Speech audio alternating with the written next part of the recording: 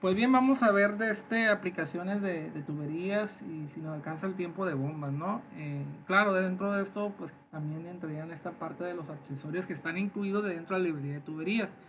Y para eso he dado de alta tres líquidos que consideramos que tienen viscosidades diferentes. Entonces ya elegí los materiales, también elegí el método. El método fue el método ideal. Aquí está. Y vamos a la parte de simulación. Bueno, ¿dónde vamos a ver este asunto de tuberías? Aquí, en cambiadores de presión. En realidad, pues no tenemos mucho por elegir. Incluso podemos ver prácticamente toda la paleta, ¿no? Vamos a empezar con algo simple, con tubería. Son dos casos diferentes, ¿no? Pipe pues trae mucha información a detalle de la inclusión de accesorios, mientras que Pipeline se refiere más como una red de tubería donde se pierde ese detalle. Sin embargo, nos mete la posibilidad de introducir las posiciones, ¿no? Incluso generar una especie de retícula de cómo va la tubería. No lo vamos a ver en la interfase como tal, pero sí se va a poder capturar. Vamos con el más sencillo, ¿no? Con Pipe.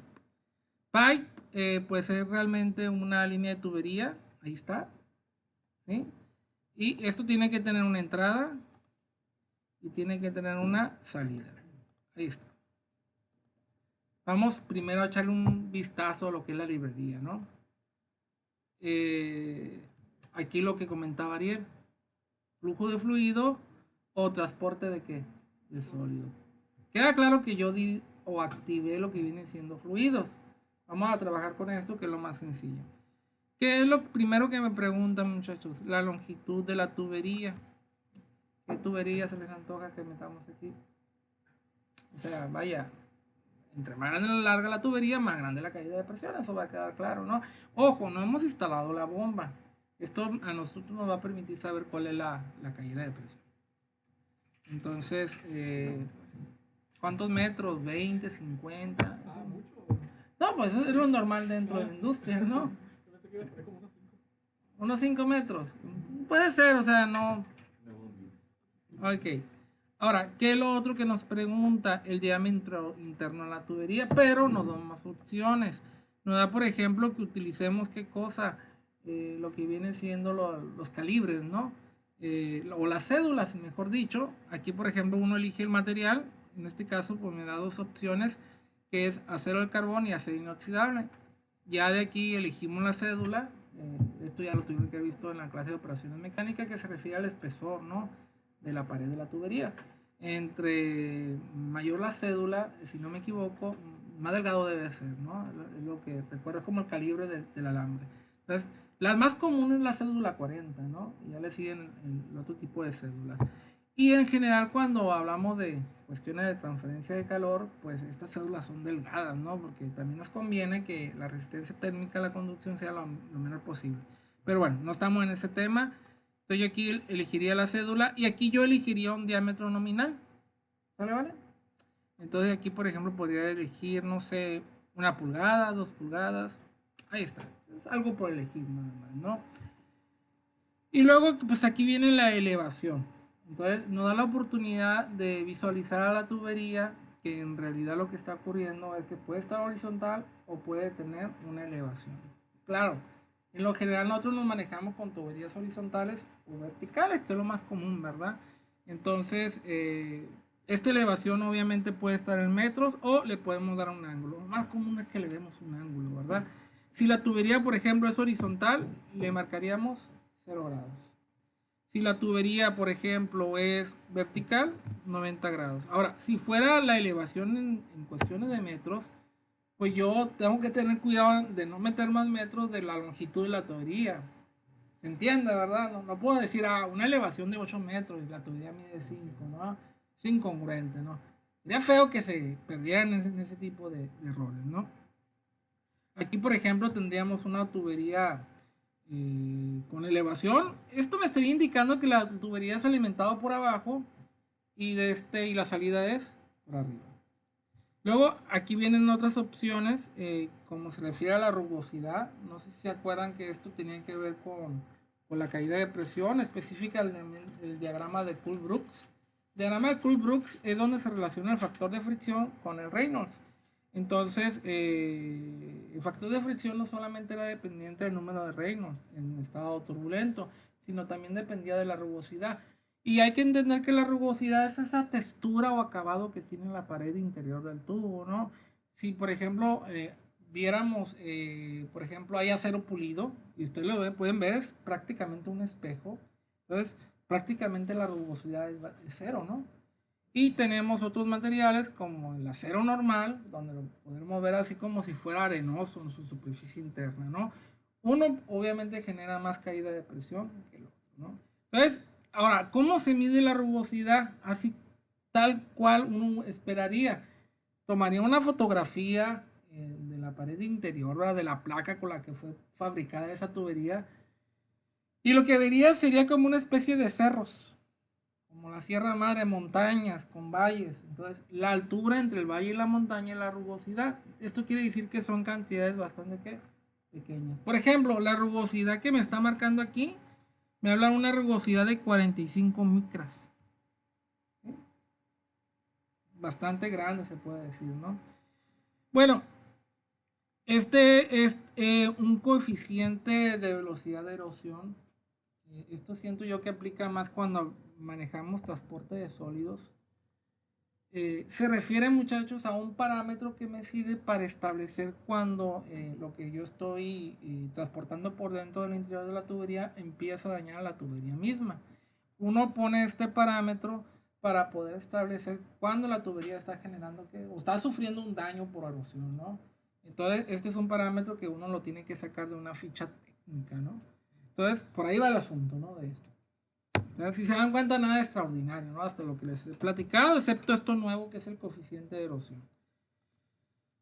Especificaciones térmicas, muchachos. La verdad que esto va en el sentido que uno debe de entender que a veces la misma tubería puede transportar un fluido caliente y en el transporte del fluido este puede tener pérdidas de energía, ¿no?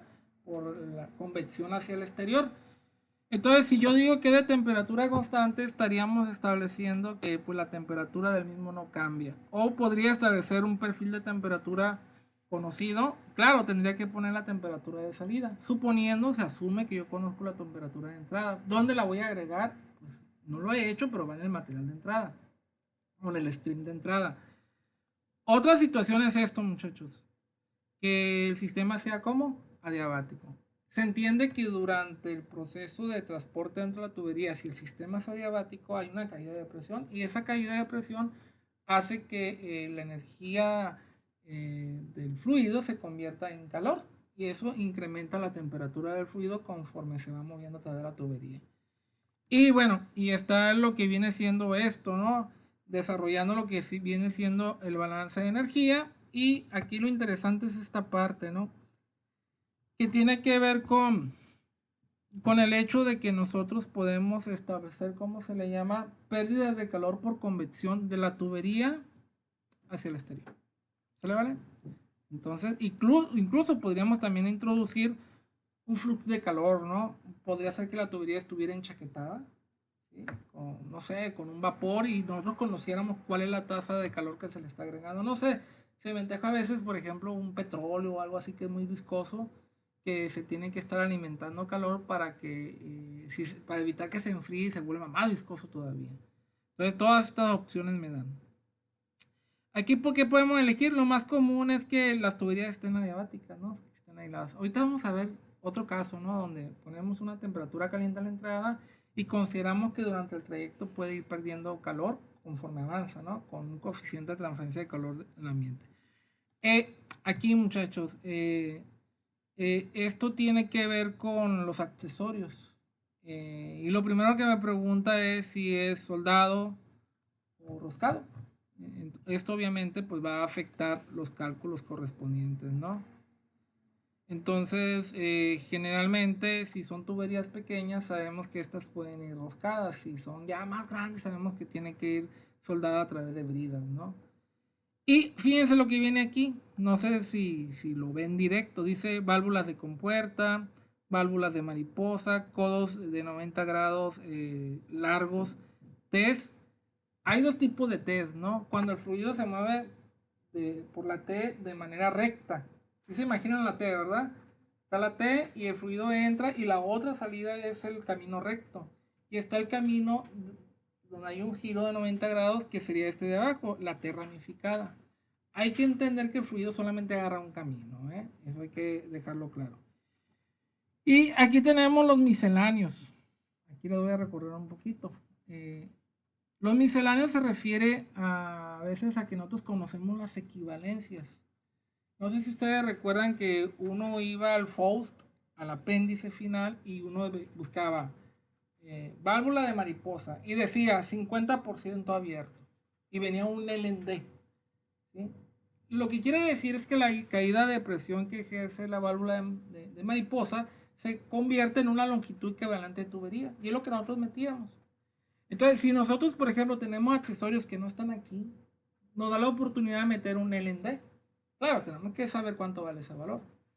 Y este también ustedes lo deben de conocer. Este valor se refiere al factor K, que hay veces que no venía el LND. Un ejemplo era, por ejemplo, la salida de líquido del tanque o la entrada de líquido hacia el tanque. Venía el factor K. O el cambio, como se le llama, de una tubería grande a una tubería delgada. Entonces, ahí lo que ocupamos es el factor K. Bueno, ahí podemos meter el factor K de ese tipo de... Se llaman los famosos reductores, por ejemplo, de campana. ¿Sí? No sé si lo recuerdan. Tengo una tubería de 2 pulgadas, la reduzco a 1 pulgada, ocupo un conector, un reductor, ¿no? ¿Qué más tenemos, muchachos? Miren, nos da la oportunidad de establecer el tipo de entrada de la tubería. Si hay entradas en esta tubería, ¿sí? Unas entradas son rectas, otras entradas son curvas y esto a mí me permite elegir, ¿no? Entonces aquí, por ejemplo, puedo activar si tiene la salida también. Aquí me da la oportunidad también de establecer si hay expansiones o si hay contracciones en la misma tubería. Lo que le estaba hablando hace rato, ¿no? Es decir, en vez de meter el valor en K, yo puedo establecer aquí que hay una, por ejemplo, aquí sería un alargamiento, ¿no? O un ensanchamiento de la tubería. Y bueno, esto tiene que ver con ¿cómo se le llama? Con las placas de orificio, ¿no? Aquí yo voy a dar el tamaño del orificio, lo que viene siendo el espesor de la placa y va a calcular la caída de presión. Hay que recordar que estos son medidores de caudal y lo queramos o no lo queramos, estos generan una caída de presión dentro de la red y esta se tiene que contabilizar. Entonces, si hubiera un medidor de placa de orificio, aquí se contabiliza. Entonces, ya lo demás pues van a ser de opciones, ¿no? De cómo nosotros vamos a, ¿cómo se le llama? Establecer la convergencia del sistema. Pues bien, vamos poniendo datos. Ahorita lo dejo en blanco y vamos manipulando y vamos viendo el efecto de esto en el mismo sistema. Empezamos con una temperatura normal, no sé, unos 35 grados. Ojo, aquí hay que tener cuidado nada más. Yo, por ejemplo, podría poner un bar, pero sabemos que al momento de bombear un fluido a través de la tubería tiene que estar por encima de la presión atmosférica. Yo debería de poner 2 bar, 3 bar, algo que esté por encima del valor. Esta es la presión absoluta. Yo les recomiendo que pongan en lo general una presión alta, porque no estamos simulando la bomba como tal. Hay que recordar que esta presión se va a restar a la presión de entrada, lo que me refiero a la caída de presión, y voy a tener una presión a la salida. ¿Por qué recomiendo un alto valor? Porque si, como yo no conozco qué va a pasar en el cálculo de la caída de presión, si esta caída de presión es alta, me aseguro que la presión a la salida siga siendo como positiva. Tiene que ser positiva. Entonces, aquí por ejemplo yo podría poner 5 bares. Claro, después yo la reduzco, ¿no? Esta presión de entrada nada más sirve como la presión a la que le voy a restar. Ahora, ¿quién me da esta presión? La bomba que no he conectado, pero que debería estar antes. Y aquí pues podemos movernos con flujo volumétrico, flujo másico. Entonces, no sé, por ejemplo, una tubería, ¿de cuánto lo elegimos? Y de diámetro, 1 o 2 pulgadas. 2 pulgadas. ¿Cuántos litros se les antoja que podría mover esa tubería? No pasa nada, o sea, sabemos que si me equivoco me va a marcar un error, me dice, hey, ¿sabes qué? No se puede calcular, ¿verdad? Entonces, no sé cuántos litros, imagínenselo, la tubería 2 pulgadas, ¿qué se les antoja? No sé, una cubeta de 20 litros en un minuto, como que factible, ¿no? 20 litros por minuto. Incluso si yo pensara algo más grande, estaría pensando a lo mejor 100 litros por minuto, medio tanque. Hay que entender que es una tubería gruesa. Entonces le vamos a poner 100 litros por minuto, ¿no? Ahí está. Aquí yo tengo que elegir un material. Vamos a empezar con glicerol. Vamos a ver cómo nos va, ¿no? Con respecto a todo esto que les comento. Si ustedes observan, ya dimos toda la información. No le pusimos accesorio, no estamos haciendo el balance de energía. Dijimos que era diabático. Si ahorita me marca un error, lo revisamos.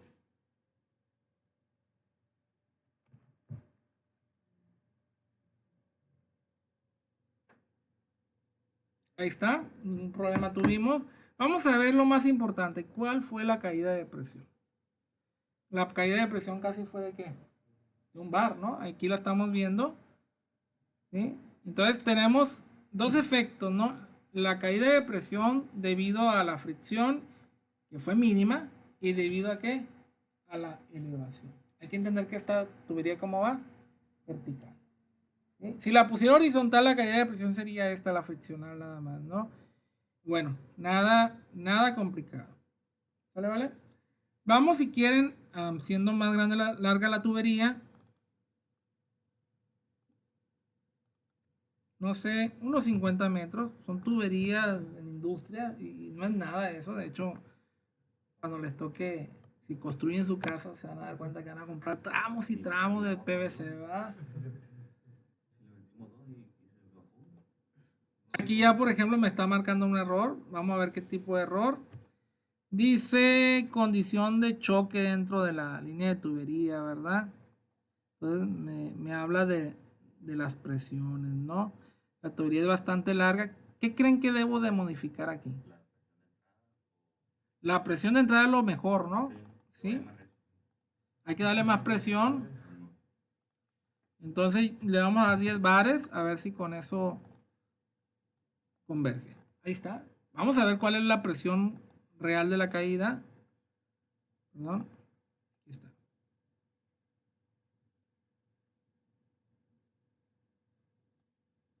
Hay una presión de 8 bares. ¿Sí? Ahora la friccional creció y obviamente pues debido a la elevación, ¿verdad? Hay que entender, aquí no hay que perdernos, que realmente la mayor caída es porque el tubo que está haciendo está elevando glicerol, ¿cuántos metros? Es un montón, ¿verdad? Ese es el punto, ese es el problema real.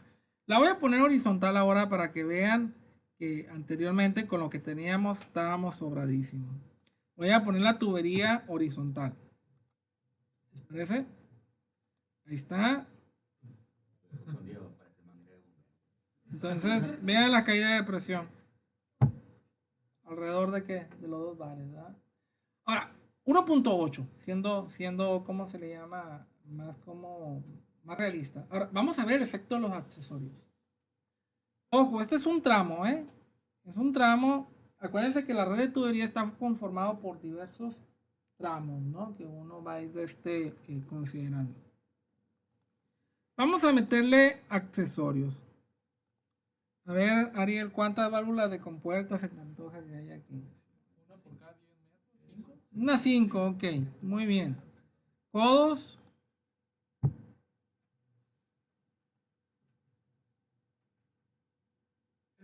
Es horizontal, pero bueno, podemos suponer que hay codos. Es más, le damos una elevación porque te cuesta trabajo creerlos.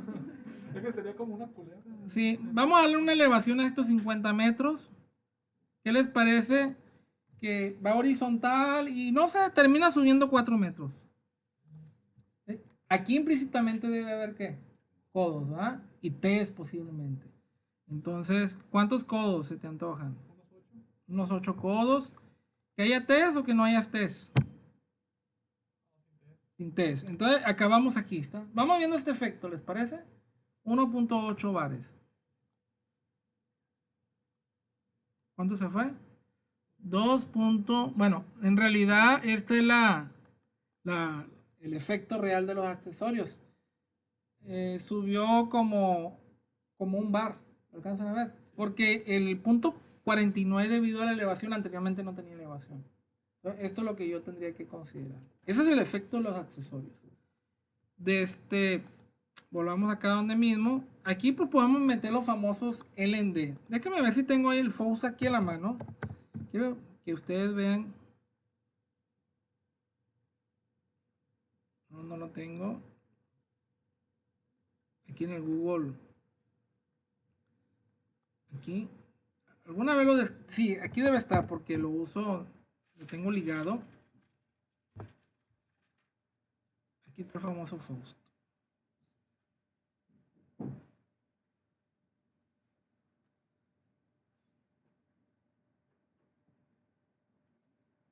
Ahorita que ya también son 50 minutos, también podemos aumentar el flujo. Sí, y obviamente la caída de presión va a afectar, ¿verdad? Bueno, ¿por qué me meto el Faust? Porque yo quiero que entiendan estos conceptos de los que les estoy platicando.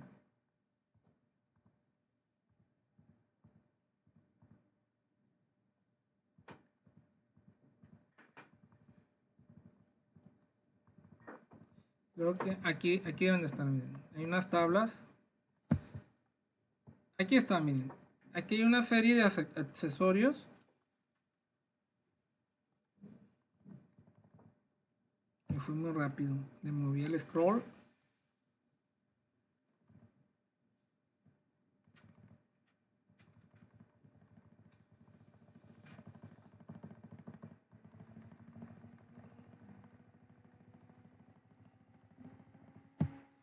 Un poquito más rápido.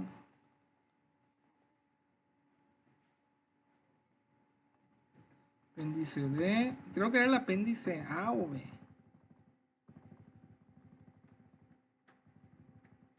Aquí ya. De hecho me moví rápido y por eso le perdimos la pista.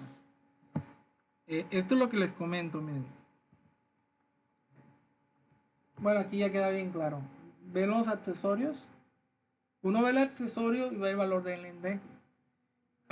Es muy común que a veces estos valores LND uno los tenga o los conozca del accesorio. Por ejemplo, si alguien dijera, no, es que yo no quiero meter los codos por el sistema, pero yo sé que el codo tiene un LND de 30.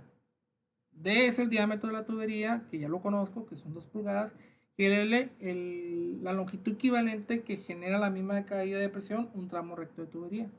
Entonces dice uno, hay 2 codos convencionales de 90. Pues serían 2 LND, sería 2 por 30, 60, ¿va? No, que hay un codo convencional de 45, entonces serían 60 más 16, ya llevaría 76. Entonces, ese número yo lo podría teclear aquí, el LND de todos los accesorios, y ya no tendría por qué andar dando de alta los accesorios como tal. Lo otro que también es común es esto, miren, que aparezca el famoso valor K, que es la contracción o el ensanchamiento cuando hay un cambio en la tubería. Entonces, cuando ocurre de esta manera me da el valor K. Nosotros, ¿qué hacíamos para el valor K?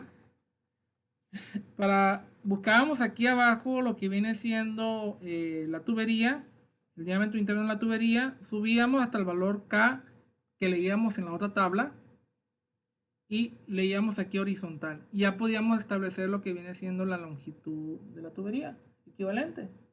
Y a eso pues directamente podemos poner el factor K aquí. ¿De dónde saldría ese factor K?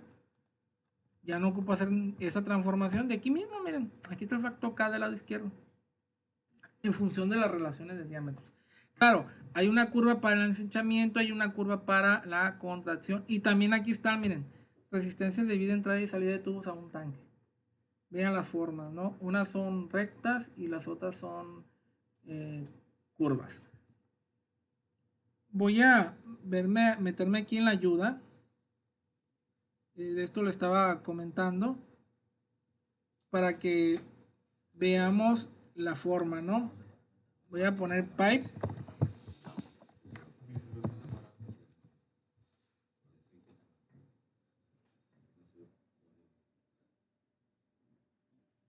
Ahí está, muchachos. Déjenme poner la lupa para que ustedes tengan más detalle de esto.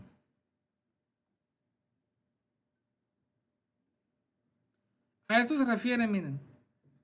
Por ejemplo, accesorios a la entrada del tubo y salida, ¿no?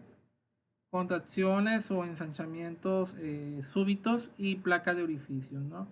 Entonces dice, en la entrada de la tubería añade un K.78 para una entrada que se proyecta directa, ¿no? Entonces tenemos las otras entradas, ¿no? Las otras entradas que son más suaves, las curvas. Entonces ya uno lo que hace es teclear una opción o la otra opción. Y aquí habla sobre contracciones o expansiones del sistema. Y nos pide este ángulo, muchachos, del cono que conecta las dos tuberías, ¿no? Entonces, entre más grande ese ángulo, quiere decir que el cambio de tamaño es más súbito. Entre más chiquito ese ángulo, el cambio de tamaño es menos súbito, ¿no? Entonces genera caída de presiones distintas. Bueno, esto que está aquí, va a salir de la lupa, es exactamente lo que yo tendría que meter como efecto acá, ¿no? No me voy a meter a esta situación, muchachos. Vamos a ver el efecto de una placa de orificio, ¿les parece? Por ejemplo, tengo ahí una placa de orificio y que tiene, no sé, un orificio de 1 milímetro. ¿Sale? Y este es el espesor de lo que viene siendo la placa de orificio. Aquí lo verificamos en la ayuda. Pues no dice mucho del espesor como tal. ¿Sí?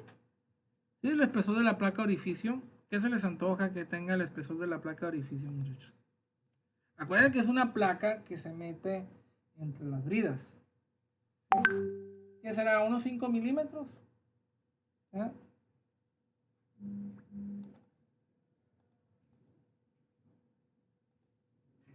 Sí se acuerdan de la placa de orificio, ¿eh?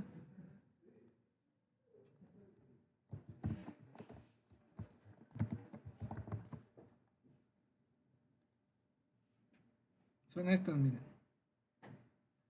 Aquí se ve la placa de orificio, aquí se ve instalada.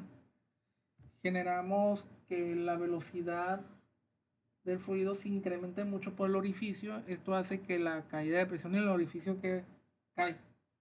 Entonces, por ver el efecto de la variación de la presión, podemos establecer a través de un manómetro diferencial cuánto caudal está pasando. Un método bastante sencillo, ¿no? O sea, cambia, en vez de meter un equipo sofisticado que me dé el caudal, pongo un equipo que me establezca la caída de presión por este efecto. Entonces, yo ya calibro mis valores de diferencia de presión con respecto a un caudal y ya puedo establecer, ¿no?, cuánto fluido está pasando. Claro, me cambian el líquido, pues obviamente tengo que tener otra curva de calibración. Entonces, vamos a ver este efecto.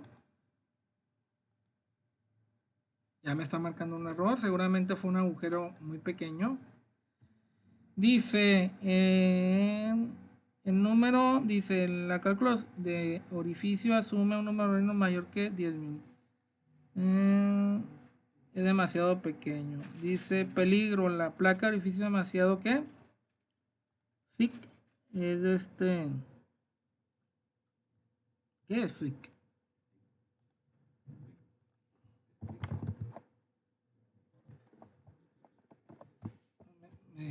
Gruesa. Es demasiado gruesa. Ok, bueno, ahí ya tendría que yo estar manipulando eso, ¿no? Vamos a hacerle caso. Vamos a poner 1 milímetro. La vamos a poner delgada. Este agujero lo vamos a hacer más grande. Vamos a ver si todavía me sigue marcando error. Sí, lo va a seguir. Hay que entender que es un fluido muy viscoso, ¿no? Entonces seguramente las perturbaciones que le debo generar deben de ser lo menor posible. ¿Era de cuánto? De 2 pulgadas. Le vamos a poner 20 milímetros al agujero. La idea es generar una perturbación. Pues vamos a ver, me sigue marcando error. Hasta 5 centímetros, ¿verdad? Porque hay un momento que me dice, oye, está más grande el agujero que la tubería.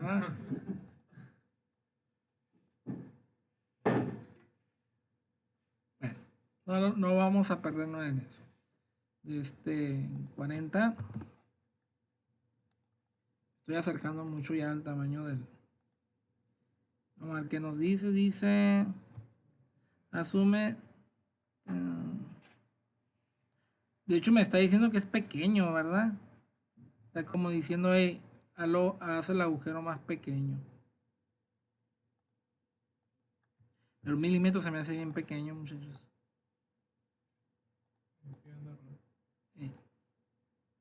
¿Sí? Bueno, no me voy a perder aquí. Quería ver el efecto si salía rápido. Hay que entender que estoy trabajando en glicerol, ¿no? El glicerol tiene viscosidades como de 100 a 1000 veces mayores que la del agua, ¿no? Para que sea una idea, ¿no? Por eso agarré el glicerol. Si yo metiera aquí agua, tendría otras caídas de presiones totalmente diferentes. Pero bueno, esa es la intención. Y ya para terminar, vamos a quitar esto. Esto es lo que les comentaba de las contracciones. Por ejemplo, le puedo meter, ¿qué sería? Una contracción, ¿verdad? Tenemos un tubo de 1 pulgada, de 2 pulgadas, ¿verdad? Vamos a pensar que que haya una contracción de 2 a 1. Y ahora aquí ocupo el ángulo de... El conector es como un cono que va a pasar ¿de dónde? De 2 a 1. ¿Sí se imaginan el ángulo? Unos 20 grados, 10 grados. Entre más pequeño el ángulo, el cono va a ser más largo, ¿no? Como fuera un Venturi. Sí, ¿va? Venturi. Entonces, no sé, unos 30 grados, algo conservador. Vamos a ver si nos marca. Activé por eso me decía que no podía seguir. Aquí sí tenemos un resultado, ¿verdad?